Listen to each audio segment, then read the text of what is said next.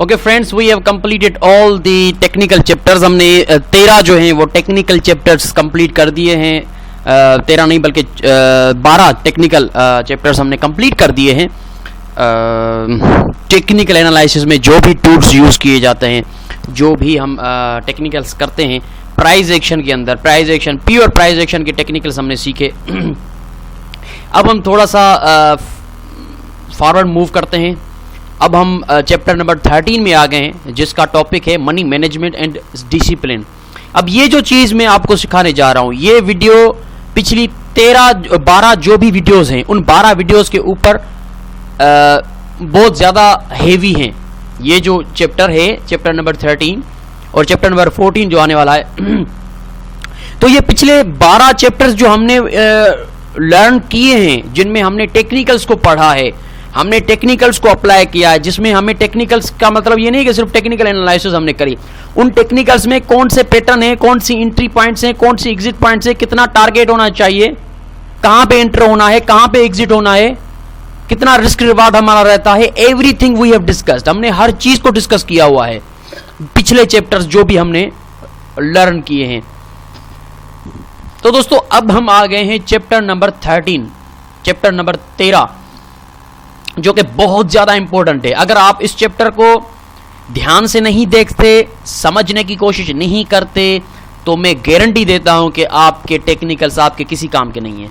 You will never ever do profits if you do not understand the chapter number 13, which is money management and psychological discipline.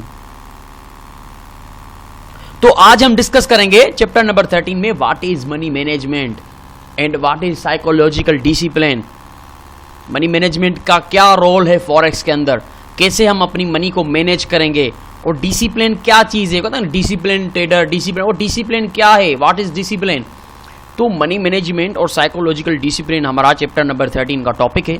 इसको हम लेकर चलते हैं और थोड़ा सा ध्यान से सुनिएगा, क्योंकि ये इसमें कुछ रियलिटीज़ मैं आपको बताने जा रहा हूँ जो आपने कभी पहले नहीं सुनी थी। तो वो रियलिटीज़ मैं आपके सामने रखने जा रहा हूँ। अगर आप प्रोफेशनल ट्रेडर बनना चाहते हैं तो आपको इस चैप्टर की गहराई तक जाना होगा, क्योंकि professional trader he in chapter number 13 में जो भी हम डिस्कस करेंगे वो प्रोफेशनल ट्रेडर्स की बातें हैं, यूँ समझिएगा। पीछे जो टेक्निकल हमने किए हैं वो तो न्यूबी भी कर सकता है टेक्निकल, मिडिल क्लास का जो ट्रेडर होता है वो भी टेक्निकल्स कर सकता है, जो भी हमने पीछे टेक्निकल्स किए हैं। लेकिन ये जो टॉपिक है चैप्टर नंबर 13 मनी मैनेजमेंट का टॉपिक है, ये किसी न्यूबी का काम नहीं है, ये किसी मिडिल फॉरेक्स ट्रेडर जो है मिडिल माइंड का वो भी नहीं है। मॉडरेट जो होते हैं, प्रोफेशनल ट्रेडर होते हैं, उनकी अप्रोच ऑफ थिंकिंग क्या होती है, वो मनी को कैसे मैनेज करते हैं, वो रिस्क को कैसे मैनेज करते हैं, ठीक है ना, वो किस तरह से अपने वॉल्यूम को मैनेज करते हैं, उनका डिसिप्लिन किस तरह से रहता है। तो इसको थोड़ा सा डीपली हम देखने की कोशिश करेंगे। If you are going to become a professional trader you must understand this chapter deeply. If you have any confusion regarding to this chapter, if you have any question, misunderstanding, you can text me on my WhatsApp number, right? So let's start and begin. What is money management and discipline? अब मैं आपको बहुत ही important चीज बताने जा रहा हूं दोस्तों। जो मनी मैनेजमेंट है आपकी जो कामयाबी है फॉरेक्स में, जो कामयाबी अगर हम अगर ये कहें कि फॉरेक्स मार्केट में कामयाबी के परसेंटेज निकालें कि कौन सी चीज़ कितना परसेंट कामयाबी की कीज कैरी करती है, कामयाबी की चाबी कितने परसेंट किसके पास है। तो there are 3 basic factors, 3 basic factors हैं जो कि आपकी कामयाबी को डिसाइड करने वाले हैं। यानी कि आपको उन चीज़ों को और ज़्यादा फोकस करना है जो चीज़ें ज़्यादा कैरी करती हैं इंपॉर्टेंस। स्ट्रेटजी जो हम पिछले 12 चैप्टर में पढ़ चुके हैं, 12 चैप्टर्स में जो भी हम पढ़ चुके हैं वो आपकी कामयाबी के लिए 15% किरदार अदा करने वाली है। उसका रोल सिर्फ और सिर्फ 15% रहेगा।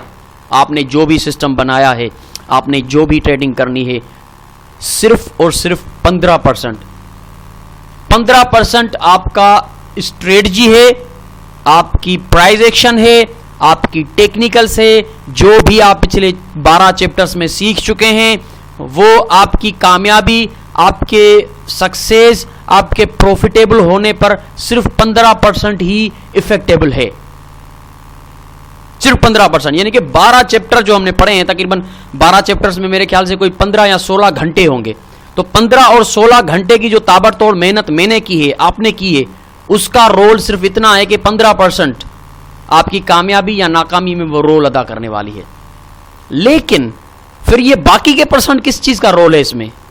यही तो लोग आके फंस जाते हैं, यही तो नाकामियां उनके मुकद्दर बनती हैं, यही तो लोग आकर कहते हैं कि यार हमें प्रॉफिट क्यों नहीं हो रहा, मुझे इतनी अच्छी स्ट्रेटजी मिल गई, मुझे इतना अच्छा सिस्टम मिल गया, मैंने इतनी अच्छी टेक्निकल एनालिसिस की, कितना परफेक्ट हेड एंड शोल्डर था, कितनी परफेक्ट ट्रेंड लाइन थी, लेकिन फिर भी मुझे प्रॉफिट क्यों नहीं हो रहा? तो भाई आपने जिस चीज को फोकस किया है, उस चीज का इस मार्केट में सिर्फ और सिर्फ 15% का रोल है। जिस चीज का रोल ही बहुत कम है, आपने उसको फोकस किया हुआ है, जिसका ज्यादा रोल है उसको आपने फोकस ही नहीं किया। आपकी स्ट्रेटजी सिर्फ 15% रोल अदा करेगी, किरदार अदा करेगी आपकी कामयाबी में। बाकी कितने परसेंट कहां जाते हैं? 30% जाते हैं मनी मैनेजमेंट को। यानी कि जितना स्ट्रेटजी आपके लिए फायदेमंद साबित होगी, उससे दुगना आपकी मनी मैनेजमेंट आपके लिए फायदेमंद होगी, अगर उस मनी मैनेजमेंट को आप अच्छे से मैनेज करते हैं। अगर आप जानते हैं अच्छी तरह से मनी मैनेजमेंट के रूल्स को, मनी मैनेजमेंट के फैक्टर्स को आप जानते हैं, किस तरह से रिस्क को मैनेज करना है मुझे। 30% मेरे भाई, ये एक बहुत बड़ा कड़वा सच है, बहुत बड़ा कड़वा सच है। इसको माने या ना माने, मेरा काम है बताना, आपका काम है फॉलो करना। सबसे मुश्किल काम है मनी मैनेजमेंट को और स्टेट ऑफ माइंड, यानी कि आपका साइकोलॉजिकल डिसिप्लिन, ये दो चीजें बहुत मुश्किल होती हैं फॉलो करना, और समझने में बिल्कुल आसान है। लेकिन जो स्ट्रेटजी है वो समझने में बहुत ज्यादा डिफिकल्ट है, फॉलो करने में आसान है। ठीक है ना? स्ट्रेटजी समझने में थोड़ी मुश्किल होती है, लेकिन फॉलो करने में बहुत आसान होती है। ट्रेंड लाइन ब्रेक हो गई, हेड एंड शोल्डर हो गया, ट्रायंगल हो गया, ये समझने में बिल्कुल इजी है, लेकिन फॉलो करने में भी, समझने में थोड़ी मुश्किल है लेकिन फॉलो करने में थोड़ी इजी है। मनी मैनेजमेंट समझने में इजी है, हमें पता है कि हमारा रिस्क क्या होना चाहिए, रिवार्ड क्या होना चाहिए, मैनेज कैसे करना है, लॉट साइज कैसे लगानी है, लेकिन फॉलो करना मुश्किल होता है। तो यहां पे ये चीज अपने जहन में डाल दें आप। अगर आप समझते हैं कि आपने पीछे के 12 चैप्टर पढ़ लिए हैं और आप बहुत बड़े ट्रेडर बन गए हो, ऐसा नहीं है, क्योंकि आपने जो पढ़ा है वो सिर्फ 15% है। बाकी का 30% आपकी मनी मैनेजमेंट है, जो अब आप पढ़ने जा रहे हैं। बाकी की स्टेट ऑफ माइंड 55%, यानी कि सबसे ऊंचा रोल, सबसे बड़ा रोल आपकी कामयाबी और आपकी नाकामी में स्टेट ऑफ माइंड, आपके दिमाग का जो स्टेट ऑफ माइंड है, डिसिप्लिन है, साइकोलॉजिकल फैक्टर्स हैं आपके, जो आप रिएक्ट करते हैं जब मार्केट के सामने बैठते हैं, वो आपकी कामयाबी और नाकामी को 55% रोल अदा करेंगे। मनी मैनेजमेंट 30% करेगी, स्ट्रेटजी आपकी 15% करेगी। स्ट्रेटजी को साइड पे कर दें, क्योंकि स्ट्रेटजी 50% है, तो हमने 15% सीख लिया है। अब हमें 30% चीज सिखाओ सर, जो कि आप कह रहे हो कि 30% रोल अदा करती है, वो आपकी मनी मैनेजमेंट है। तो हमें बताएं कि क्या है ये मनी मैनेजमेंट और कैसे हम इसको फॉलो करेंगे, और इसको फॉलो ना करने के नुकसानात क्या हैं। तो चंद मनी मैनेजमेंट में चीजें आ जाती हैं, वो मैं यहां पे आपके साथ डिस्कस करने जा रहा हूं, तो ध्यान से सुनिएगा। मनी मैनेजमेंट, मनी कौन सी मनी? जो आपकी अपनी कैपिटल में, आपके बैलेंस में, आपकी इक्विटी में पड़ी हुई है, इसको कहते हैं मनी मैनेजमेंट। यानी कि उसको मैनेज करना, मैनेज करना, कैसे आप लॉट साइज उठा रहे हो, कितने वॉल्यूम की कोई चीज परचेज कर रहे हो, कितना रिस्क लेना चाहते हो आप, कितना रिवार्ड लेना चाहते हो आप, ये सारी मनी मैनेजमेंट है। 90% लोग मनी मैनेजमेंट नहीं करते, और फॉरेक्स में कितने परसेंट लोग नाकाम हो रहे हैं, कितने परसेंट हो रहे हैं आपको पता होगा। गूगल करके देखें, गूगल करके देखें कि how many traders loss their money in forex trading, आपको रिजल्ट आ जाएगी, गूगल आपके सामने रख देगा। 90 to 95% लोग पैसा इसमें गवाते हैं। क्यों? क्योंकि 90% लोग सिर्फ स्ट्रेटजी के पीछे भागते हैं। फैक्ट ऑफ द मैटर, बाकी के जो 10% लोग हैं वो प्रोफेशनल ट्रेडर होते हैं। वो इन चीजों को, तीनों चीजों को आपस में जोड़ते हैं, तीनों चीजों को इंप्लीमेंट करते हैं अपनी रियल ट्रेडिंग के ऊपर, इनको फॉलो करते हैं, इनकी रेस्पेक्ट करते हैं। उन्होंने रूल बनाया है, प्लान बनाया है। प्रोफेशनल ट्रेडर मनी मैनेजमेंट को भी डीपली फॉलो करता है और अपने स्टेट ऑफ माइंड को भी डीपली फॉलो करता है। लेकिन जो हम जो देखते हैं मार्केट के अंदर 90% फेल हो रहे हैं, सिर्फ स्ट्रेटजी उनका टारगेट है। जो बेचारी स्ट्रेटजी खुद बेचारी 15% किरदार अदा करने वाली है, अब सब उसके पीछे भाग रहे हैं। That is the reason why we lost the money into the market. यही रीजन है कि हम सिर्फ स्ट्रेटजी के पीछे, टेक्निकल्स के पीछे भागते हैं। ना हमारी नजर अपने डिसिप्लिन पे पड़ती है, ना हमारी नजर मनी मैनेजमेंट पे पड़ती है। जो भी ट्रेडर अगर लॉस कर रहा है, आप उससे कहें कि आप अपनी हिस्ट्री मुझे दिखाएं। जब वो आपको हिस्ट्री दिखाएगा तो वहां पे आपको सिर्फ एक चीज देखनी है कि उसका रिस्क कितना है, रिवार्ड कितना है। अगर रिस्क रिवार्ड देखते ही आपको पता चल जाएगा कि ये बंदा मनी मैनेजमेंट को फॉलो कर रहा है कि नहीं कर रहा है। अगर वो लॉस बड़े कर रहा है और प्रॉफिट छोटे ले रहा है मार्केट से, तो आप समझ जाइएगा कि वो पुअर मनी मैनेजमेंट कर रहा है। वो सारा फोकस स्ट्रेटजी पे रखा हुआ है उसने। That is the reason why he is losing the money. Okay जी, चलते हैं अब मनी मैनेजमेंट में, देखते हैं कि बेसिक चीजें कौन सी हैं मनी मैनेजमेंट के अंदर जिनको हमने फॉलो करना है विथ रेस्पेक्ट। अपने आप से एक कमिटमेंट करनी है कि अगर आप कामयाब ट्रेडर बनना चाहते हो तो स्ट्रेटजी अपनी जगह, लेकिन मनी मैनेजमेंट और स्टेट ऑफ माइंड को भी सामने रखना पड़ेगा। There is no any other option available. कोई और ऑप्शन नहीं है कि बस स्ट्रेटजी को लेकर चलेंगे तो हम कामयाब हो जाएंगे। नहीं होंगे आप कामयाब। तो चलते हैं और डिस्कस करते हैं मनी मैनेजमेंट को, कि मनी मैनेजमेंट क्या है और किस तरह से हम मनी को मैनेज करते हैं और उनमें कौन सी बेसिक चीज़ें आ जाती हैं। सबसे पहली चीज़ जो मैं 110% हाईली रिकमेंड करूंगा, चाहे वो प्रोफेशनल ट्रेडर हो चाहे वो नया ट्रेडर हो, never ever trade without stop loss. चाहे कुछ भी हो जाए, चाहे कोई आपकी गन पट्टी पे बंदूक रखकर बैठा हुआ है कि मत लगाओ स्टॉप लॉस, तो भी आप स्टॉप लॉस लगा दो। अभी आपके सामने जो तस्वीर है, उस तस्वीर में एक बहुत ही गरीब बंदा, लूटा हुआ, कपड़े फटे हुए हैं और वो भीख मांग रहा है। लेकिन उसने अपने गले में एक बैनर डाल दिया है। उस बैनर पे उसने बहुत बड़ी इंस्ट्रक्शंस लिखी हुई हैं जो कि ट्रेडर्स के लिए चीखती हुई वार्निंग है। क्या लिखा हुआ है? Forget to put stop loss. अब ये कह रहा है कि मैंने स्टॉप लॉस नहीं लगाया था, जिसकी वजह से मेरा पूरा अकाउंट वॉश हो गया, ब्लो हो गया, और अब मैं इस कंडीशन में आ गया हूं कि मैं भीख मांग रहा हूं। मुझसे बहुत बड़ी गलती हो गई। अब ये रिग्रेट कर रहा है। अब रिग्रेट करने का कोई फायदा नहीं है। अब मुकद्दर यही है कि भीख मांगनी पड़ेगी। मैंने अपना सब कुछ गंवा दिया। सबसे बेहतरीन ट्रेडर वही है जो लॉसेस को एक्सेप्ट करता है। सबसे बेहतरीन ट्रेडर मेरी नजर में वो है जो मार्केट में मिलने वाले नुकसानों को मुस्कुरा के कहता है, हाँ ठीक है, मुझे पता है कि तुम बिजनेस का पार्ट हो। लॉस एंड प्रॉफिट दोनों बिजनेस का पार्ट्स हैं। अगर आप कहते हैं कि नहीं मुझे लॉस नहीं, मैं 100% बनना चाहता हूं, मैं मसीहा हूं, मैं आसमान से उतरा हूं, मैं 100% बनना चाहता हूं, मुझे एक भी लॉस नहीं चाहिए, मैं स्टॉप लॉस नहीं लगाऊंगा, मार्केट कभी तो वापस आएगी, मैं नहीं लगाऊंगा। लगाओ भाई, लगाओ ट्रेड बगैर स्टॉप लॉस के, देखते हैं। फिर सर पकड़ के बैठना, दीवारों को टक्कर मारना और रिग्रेट करना, और रिग्रेट करने का कोई फायदा नहीं है। आपके रिग्रेट करने से ना आपका ब्रोकर आपको पैसे वापस देगा, ना आपकी मार्केट आपको पैसे वापस देगी।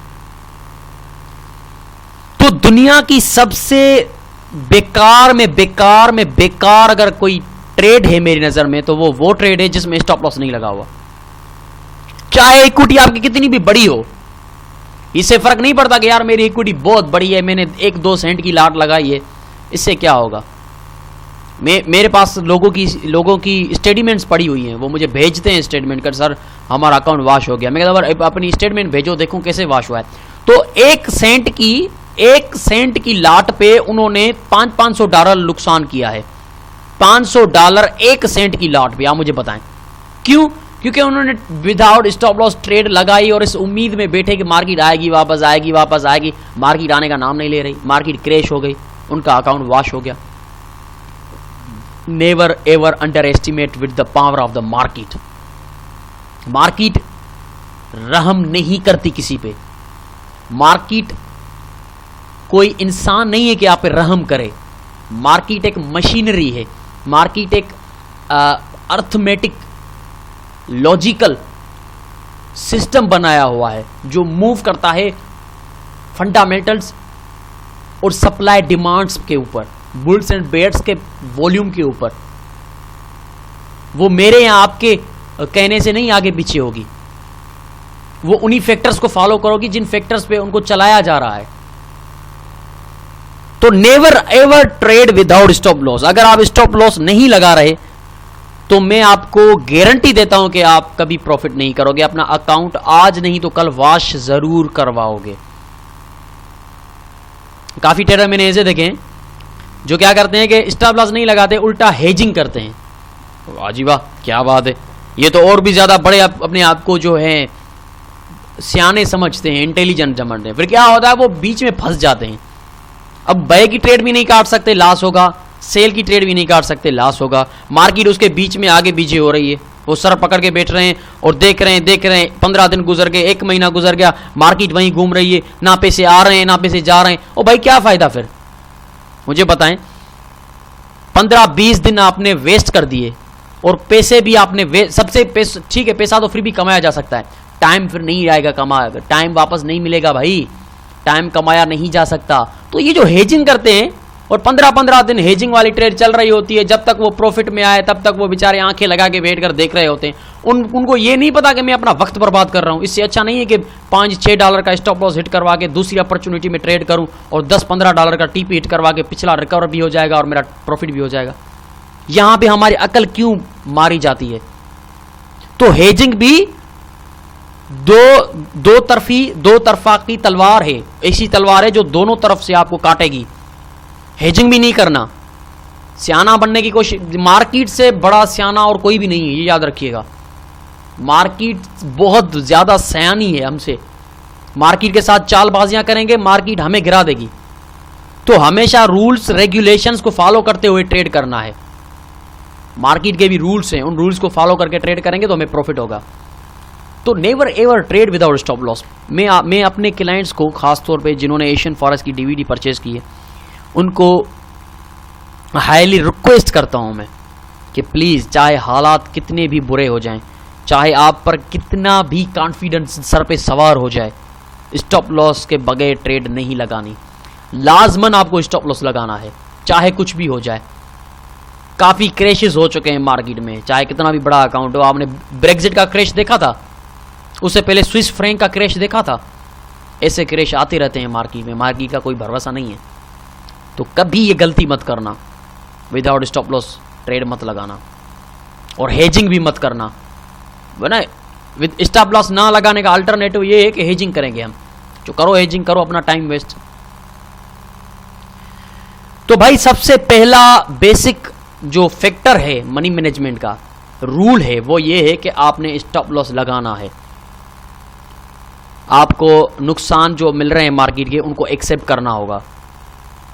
अगर आप नुकसान को एक्सेप्ट नहीं करोगे तो फायदा भी नहीं कर पाओगे। क्यों? क्योंकि profit and loss is the part of the game. ये जो गेम हम खेल रहे हैं फॉरेक्स की, इसमें नुकसान होगा, चाहे कुछ भी हो जाए। चाहे 500 प्रोफेशनल इकट्ठा कर लो, उनकी 100 ट्रेड्स में से एक ट्रेड स्टॉप लॉस हिट करेगी। चाहे 500 प्रोफेशनल इकट्ठा कर लो, उन 500 प्रोफेशनल्स को कहो कि हमें 500 ट्रेड्स लगा के दो एक ही अकाउंट पे, वो एक एक करके अकाउंट में ट्रेड लगाते जाएंगे। मैं गारंटी देता हूं कि उन 500 में से बहुत ज्यादा स्टॉप लॉस हिट होने वाले हैं। तो आप जरा सोचें कि इतने बड़े प्रोफेशनल भी स्टॉप लॉस हिट करवा सकते हैं, तो हम क्या खेत की मूली है। हम कितने बड़े ट्रेडर बन गए जो मार्केट को चैलेंज कर रहे हैं कि मैं नहीं लगाऊंगा स्टॉप लॉस, तेनू वापस आना है। ओ भाई नहीं आना मार्केट में वापस, तेनू वापस जाके रिग्रेट करना सी। मार्केट वापस नहीं आनी, मार्केट वापस नहीं आएगी। आपको वापस आके रिग्रेट करना पड़ेगा कि हाँ मुझसे गलती हो गई। और अच्छा होगा कि जल्दी आप गलती तस्लीम करके ट्रेड काट दें। ठीक है, तो first major basic reason rule, never ever trade without stop loss. अगर आप स्टॉप लॉस नहीं लगाओगे तो आप मेरे स्टूडेंट नहीं हो, आपने एशियन फॉरेक्स की डीवीडी परचेज नहीं की, ठीक है ना। फिर एशियन फॉरेक्स को ब्लेम मत देना कि सर मेरा अकाउंट वॉश हो गया, सर मुझे इतना बड़ा लॉस हो गया, आपकी डीवीडी परचेज की थी। तो भाई डीवीडी में मैंने वाज़ेह कर दिया है कि स्टॉप लॉस आपने लगाना है, नहीं लगाओगे तो आप मेरे स्टूडेंट नहीं हो। चलते हैं आगे सेकंड फैक्टर की तरफ, सेकंड रूल की तरफ, क्वांटिफाई योर रिस्क। ये भी बहुत बड़ा फैक्टर है, ये भी बहुत बड़ा इंपॉर्टेंट रूल है कि अपने कैपिटल को देखते हुए, आपकी इन्वेस्टमेंट को देखते हुए, मिसाल के तौर पे मैंने $100 का अकाउंट खोला, अब मुझे हर ट्रेड पे कितना स्टॉप लॉस लेना चाहिए, यानी कि कितना रिस्क लेना चाहिए। बहुत इंपॉर्टेंट चीज़ है ये, इस चीज़ को लोग इंपॉर्टेंस नहीं देते, तभी तो अकाउंट वॉश करवाते हैं और जल्दी अपने बड़े बड़े नुकसान करके और सर पकड़ के बैठे हुए होते हैं कि ये फॉरेक्स है ही ऐसी, फॉरेक्स कभी प्रॉफिटेबल नहीं है, फॉरेक्स में नुकसान आते ही होते हैं। होंगे नुकसान, आप रूल्स को समझते ही नहीं, रिस्क को मैनेज ही नहीं करते तो होंगे नुकसान। तो देखिए एक कैपेबिलिटी होती है, जैसे कि मुझ में एक कैपेबिलिटी, आप मुझे वजन दें, वेट्स दें, मैं वेट्स उठाता जाऊं, आपने 10 किलो दिया मैंने उठाया, 20 किलो दिया मैंने उठाया, 40 किलो दिया मैंने उठाया, कोई तो मेरी लिमिट है। कोई ऐसी लिमिट आएगी जब मैं कोई वेट उठा ना सकूं, 80 kg 100 kg में उठा ना सकूं, और वहां पे मेरी कैपेबिलिटी डिक्रीज हो जाए, मैं हार मान के बैठ जाऊं कि हाँ यार अब ये लिमिट है, बस इससे ज़्यादा मैं वज़न नहीं उठा सकता। तो आप पहले अपने अकाउंट को देखें, उतना वज़न दें उसको।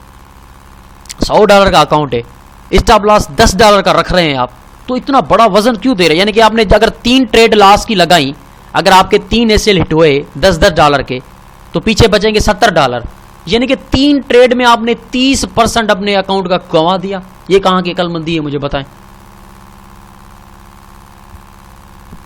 तो जैसे आपकी कैपेबिलिटी, एफिशिएंसी है, आप में भी एफिशिएंसी है वेट उठाने की, कोई ऐसी लिमिट है कि ज़्यादा वेट आप नहीं उठा सकते, तो आपके अकाउंट की लिमिट है मेरे भाई, आपके अकाउंट की लिमिट है, उसकी भी एफिशिएंसी है। 2% से ज़्यादा उसको वज़न मत दो, दोगे बेचारा कमर टूट जाएगी उसकी, और वो इतना लॉस हो जाएगा आपका, और रिकवरी के चक्कर में और ज़्यादा लॉस कर दोगे आप। तो यहाँ पे आप देखें तो 2% रिस्क पर ट्रेड हमने लेनी है, चाहे $1 लाख का अकाउंट हो, चाहे $1 का अकाउंट हो। $1 का तो नहीं होता, $100 का ले लेते हैं। $1 लाख का अकाउंट हो या $100 का अकाउंट हो, 2% से ज़्यादा पर ट्रेड आपको रिस्क नहीं लेनी। अगर $100 का अकाउंट है तो $100 के अकाउंट का 2% होगा $2। सिंपल है परसेंटेज फार्मूला निकालना। आप परसेंटेज कैलकुलेटर भी डाउनलोड कर सकते हैं अपनी मोबाइल में, परसेंटेज कैलकुलेटर की ऐप डाउनलोड करके उसमें आप परसेंटेज देख सकते हैं कि आपका कैपिटल कितना है, परसेंटेज उसका कितना, 2% कितना बन रहा है। तो यहाँ पे सिंपल समझाने के लिए मैंने $100 लिखा है, तो $100 का 2% बनता है $2। $2 से ऊपर स्टॉप लॉस नहीं लगाना। अगर $100 का अकाउंट है तो 2% से ऊपर आपने स्टॉप लॉस नहीं लगाना। 2%, ज़्यादा से ज़्यादा 1.5%, या बुरे से बुरे अगर हालात हो जाते हैं तो 3% मैक्सिमम। 3% रिकमेंड नहीं है, लेकिन फिर भी अगर आप लगाना चाहते हैं तो ठीक है, अफोर्डेबल है। लेकिन 3 से ऊपर अगर आप जाते हैं तो आप यूँ समझिए कि तलवारों के ऊपर सोने की कोशिश कर रहे हैं। ऐसी कोशिश मत कीजिएगा, आपकी मेहनत की कमाई है, इतनी आसानी पेड़ पे पैसे नहीं उगते कि आप एक ट्रेड पे 10-10, 20-20 डॉलर, $100 के अकाउंट पे 10-10, 20-20 डॉलर का एसएल लगाना बैठ जाओ। ठीक है, 2% आपको रिस्क लेना है, 2 से 3% ज़्यादा से ज़्यादा पर ट्रेड जो भी आप ले रहे हैं। अब आगे पास जितना भी अकाउंट है उसका 2% आप निकाल सकते हैं परसेंटेज कैलकुलेटर के मदद से। अब ये कैसे पता चलेगा कि मैं जो ट्रेड ले रहा हूं उस पर 2% एग्जैक्ट स्टॉप लॉस हो जाए, ये मैं फर्दर आपको आगे बताऊंगा कि कैसे आपने उसको कैलकुलेट करना है। ठीक है जी, यहां पे हम ये क्लियर कर देते हैं। सेकंड जो है वो मोस्ट इंपॉर्टेंट फैक्टर है कि अपने कैपिटल को देखते हुए उस पर ज़्यादा वजन ना दें और रिस्क को मैनेज करें, अक्लमंदी से काम लें, प्रोफेशनल ट्रेडर बने। आपका अकाउंट होगा तो ही ट्रेड कर पाओगे ना भाई। अपने अकाउंट को जल्दी खाली करोगे तो ट्रेड कहाँ से कर पाओगे? जब तक जिस्म में जान है हम लड़ सकते हैं, अब जान ही निकल गई तो फिर क्या लड़ना। तो जब तक आपके अकाउंट में बैलेंस है तो आप ट्रेड कर सकते हैं। यार बड़ी बड़ी स्टॉप लॉस रखेंगे 10-15% का स्टॉप लॉस रखेंगे तो 3-4 स्टॉप लॉस हिट होने के बाद आपका आधा तो अकाउंट खाली हो जाएगा, आपकी आधी जान तो चली गई, फिर क्या फ़ायदा लड़ने का, फिर तो रिकवरी के चक्कर में और लॉस कर दोगे आप। तो ये एशियन फॉरेक्स आपको रूल दे रहा है, इसको आपको फॉलो करना है अगर कामयाब ट्रेडर बनना चाहते हो तो। 2 से 3% ज़्यादा से ज़्यादा रिस्क लेना है पर ट्रेड रिस्क आपको 2 से 3% लेना है। फिर आप 2 ट्रेड खोलते हैं, 3 ट्रेड खोलते हैं, लेकिन 2% रिस्क पर ट्रेड लेना है, ठीक है जी, 2% से ज़्यादा नहीं लेना। रिस्क आपका 2% पर ट्रेड होगा, ये आप अपने। अच्छा, एक और चीज़, मैं आपको जो भी बता रहा हूं वो आप अपनी कॉपी पे लिख दें। अगर आप अभी आपके हाथ में कॉपी और पेन नहीं है तो इसको पुश कीजिए और जाकर लेके आइए और लिखिए, जाइए, उठिए। हाँ भाई, पुश करें, क्या कर रहे हैं, करें ना पुश, मैं कह रहा हूँ आपको, इसको पुश करें और जाएं पेन और लेकर आएँ बुक में। तब तक 2 सेकंड 3 सेकंड वेट करता हूँ, ठीक है जी, जाएं लेकर आएँ।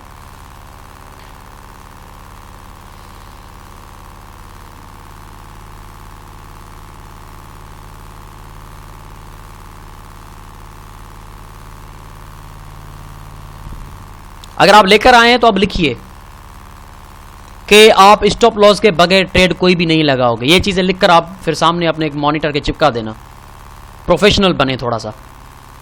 और लिखिए कि आप 2% मैक्सिमम 3% रिस्क पर ट्रेड नहीं लेंगे, किसी भी ट्रेड पे 2 या 3% से ज़्यादा रिस्क नहीं लेंगे, चाहे कुछ भी हो जाए। अपने आप से वादा कर लें।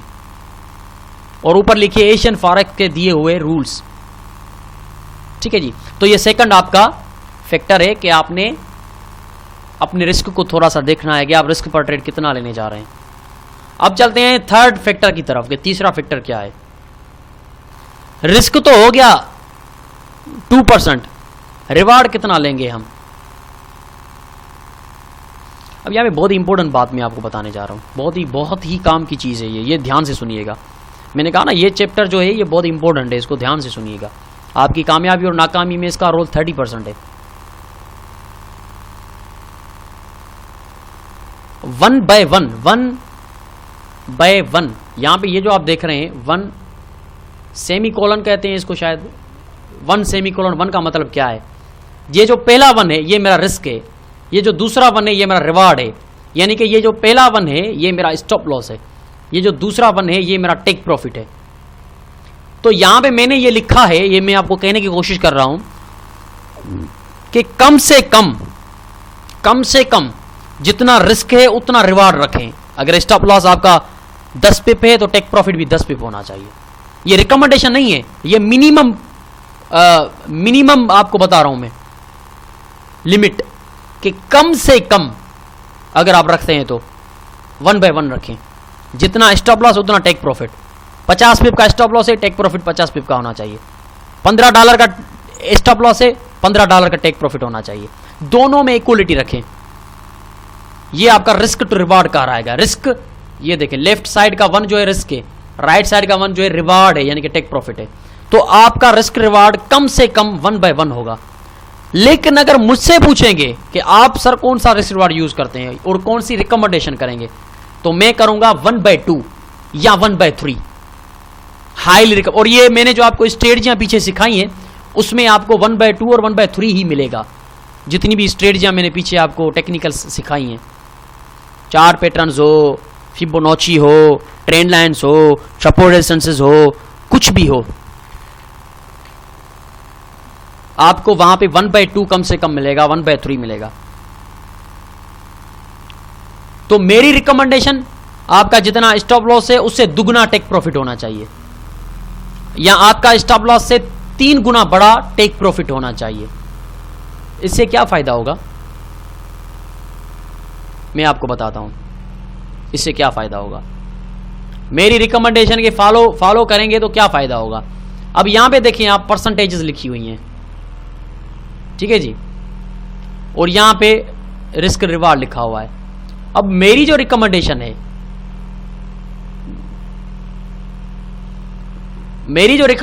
वो 1 by 2 है।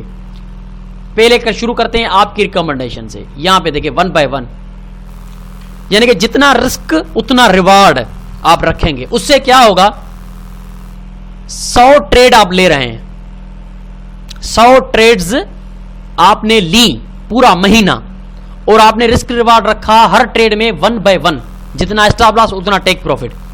अब हम ये देखते हैं कि उन 100 ट्रेड्स में से आपके कितने एसएल हुए, कितने टीपी हुए और कितना आपने कमाया। ठीक है जी, अगर फर्ज करते हैं हम कि आपके 20 टीपी हुए, 80 स्टॉप लॉस हुए, आप नुकसान में हैं, आप नुकसान में हैं, आपका बैलेंस कम हो गया होगा।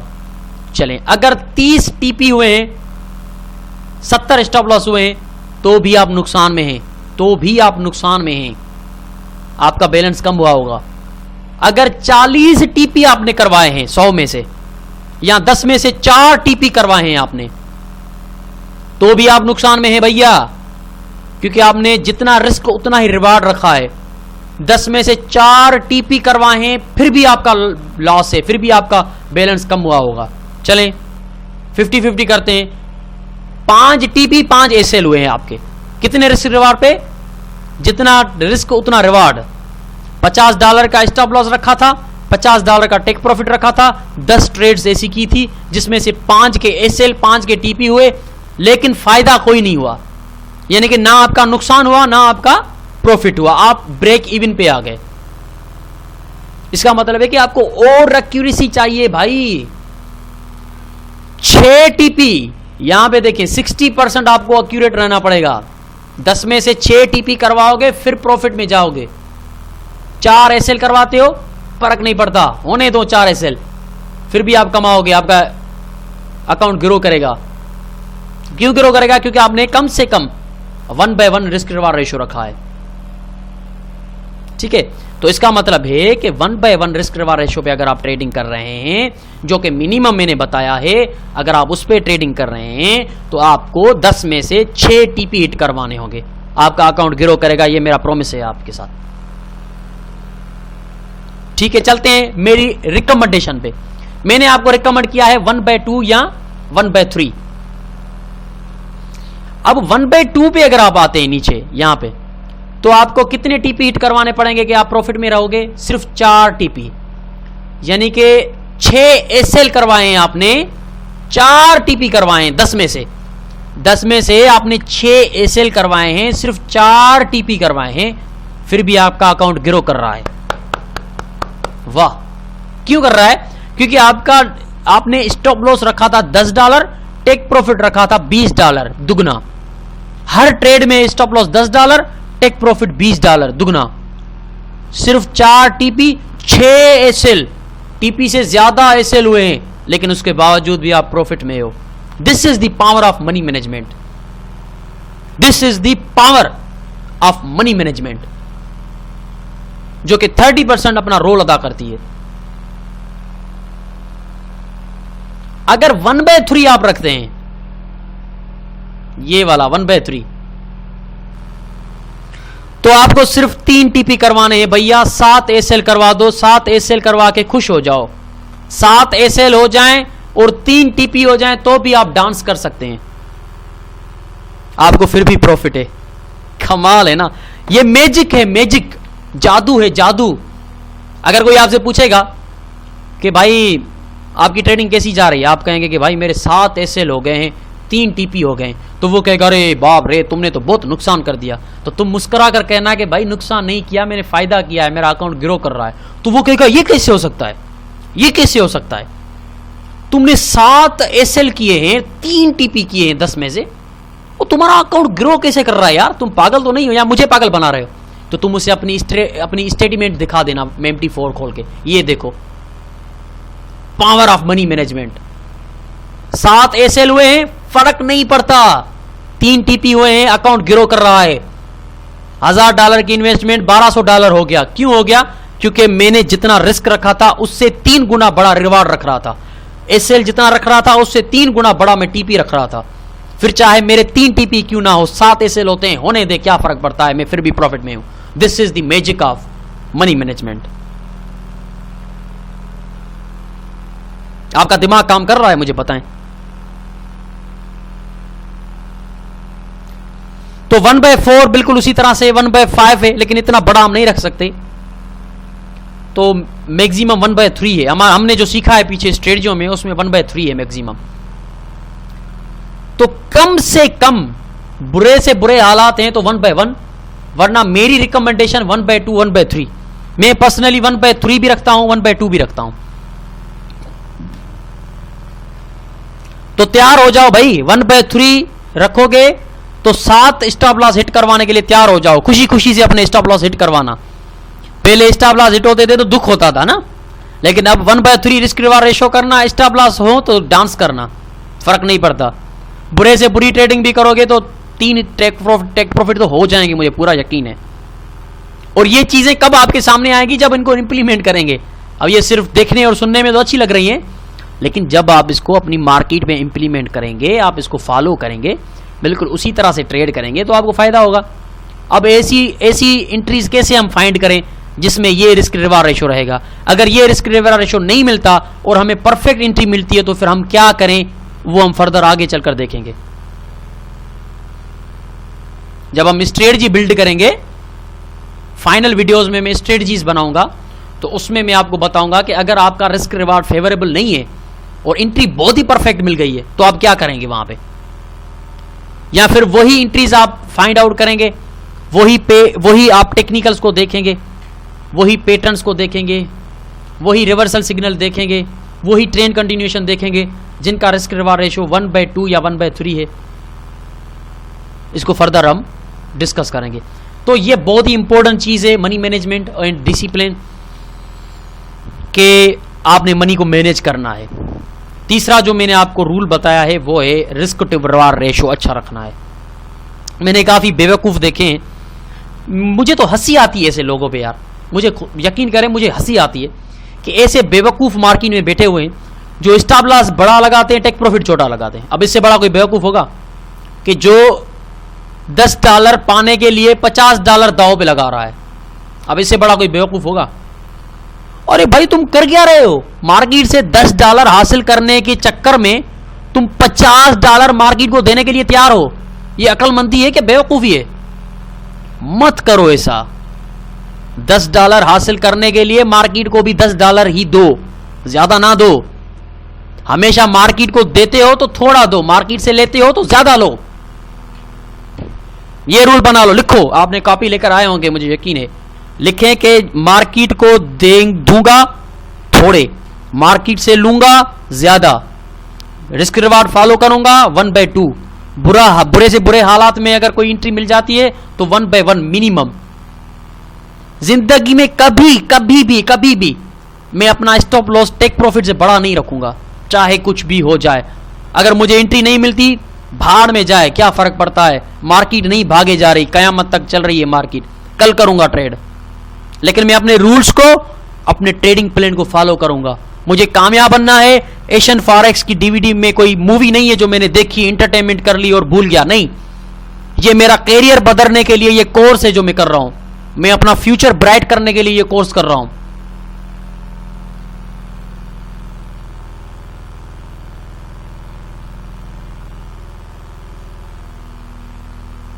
तो 1/2 1/3 आपको ये रिस्क रिवार्ड रेशो यूज करना पड़ेगा, चाहे एंट्री मिलती है नहीं मिलती, कोई फर्क नहीं पड़ता।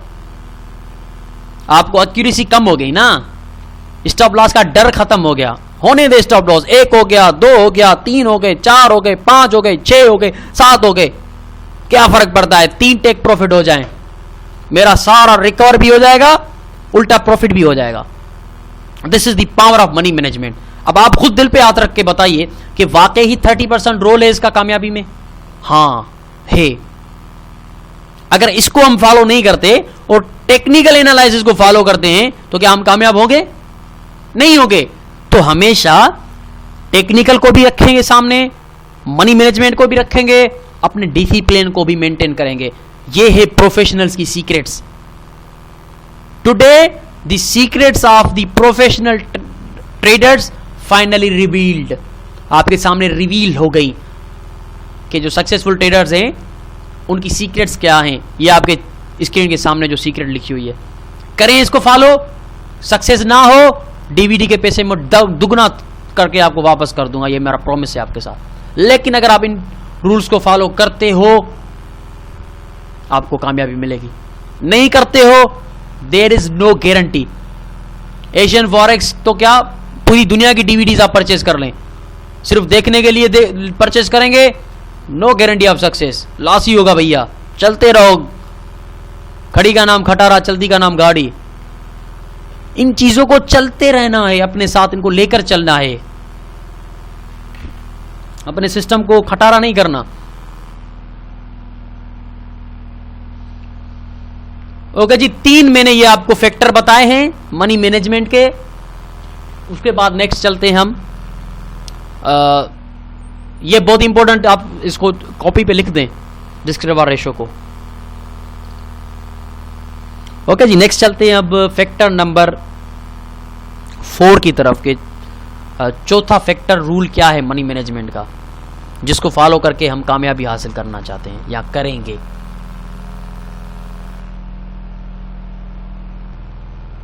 ओके जी, रूल नंबर 4 की तरफ अब मूव करेंगे हम।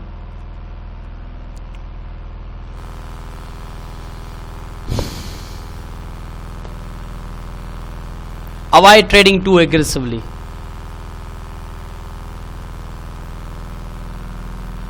काफी लोग गुस्से वाले होते हैं ना, इतने गुस्से वाले होते हैं कि छोटी छोटी चीजों पे उनको गुस्सा आ जाता है। किसी ने फेसबुक पे बुरा कमेंट भी कर लिया तो उनको गुस्सा आ जाता है। ऐसे होते हैं ना गुस्से वाले बंदे, उनको बहुत ज्यादा मोहतात रहना पड़ेगा। They must have to be aware of what and how they react with the market. जिस तरह से आप लोगों के निगेटिव कमेंट्स पे रिएक्ट करते हैं, उस तरह से कभी मार्केट के स्टॉप लॉस हिट होने पे रिएक्ट मत करना। It's the biggest mistake new traders make. अगर आपको लॉस हो रहे हैं सीक्वेंस में, तो आप हाइपर हो जाते हैं, एग्रेसिव हो जाते हैं, फिर उसी वक्त दूसरी ट्रेड, फिर उसी वक्त दूसरी ट्रेड, फिर लॉट साइड बढ़ा के ट्रेड। ओ भाई ये क्या कर रहे हो? तुमने जो ट्रेडिंग प्लान बनाया है, तुमने जो ट्रेडिंग डिसिप्लिन बनाया है, वो गया भाड़ में, और तुम शुरू हो गए अपनी गुस्से वाली तबीयत के साथ मार्केट के साथ अटैच हो गए। ये क्या कर रहे हो? पहले अपने मॉनिटर के पीछे जो आपने सामने चिपकाया हुआ है ट्रेडिंग रूल्स, आपका प्लान है जो, उस पर तो नजर डालो।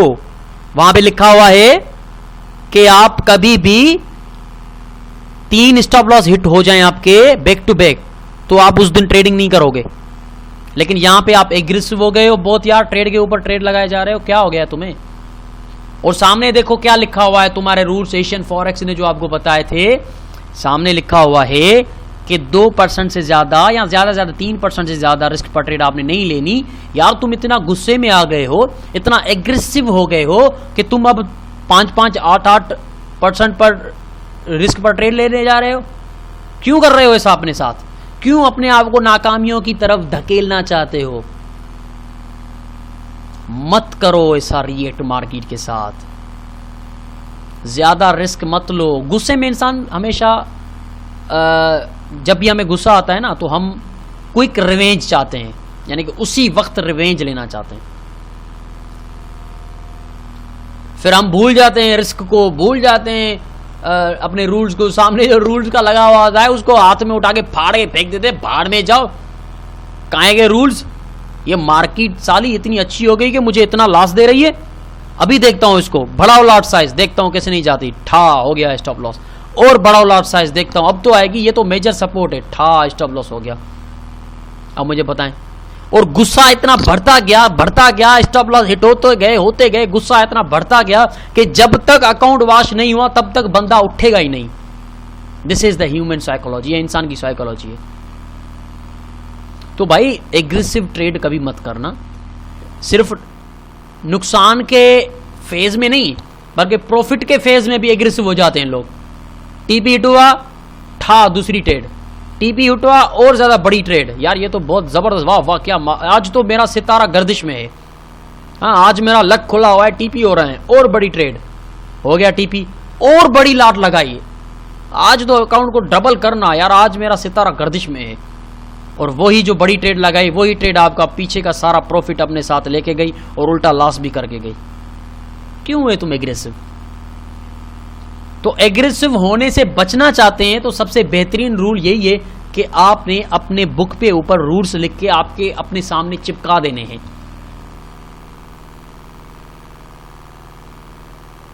फिर आपको एग्रेसिव नहीं होंगे आप उसके ऊपर वो जो आप रूल बनाएंगे, अभी मैं जो आपको लिखवा रहा हूं रूल, उनके ऊपर हाथ रख के वादा करें कि मैं इन रूल्स को तहे दिल से फॉलो करूंगा। और अगर आप ऐसा करते हैं तो इसका मतलब है कि आप अपने साथ सिंसियर हैं, आप सच में भी कामयाब ट्रेडर बनना चाहते हैं। That's why you are doing this all. तो टू मच एग्रेसिवली आपको ट्रेड नहीं करनी चाहे, हालात कितने भी बुरे क्यों ना हो जाएं। रूल्स को फॉलो करते हुए मार्केट को पोलाइटली मार्केट के साथ रिएक्ट करना है। ओके दोस्तों, तो ये मनी मैनेजमेंट में चौथा रूल है। बाकी के रूल्स में इस वीडियो का चैप्टर 2 बनाऊंगा, क्योंकि मैं 1 घंटे से ज़्यादा बोल नहीं सकता, मेरे सर में दर्द पड़ने लग जाता है। तो मेरे ख्याल से कोई 45 मिनट तक हमारी वीडियो आ गई है।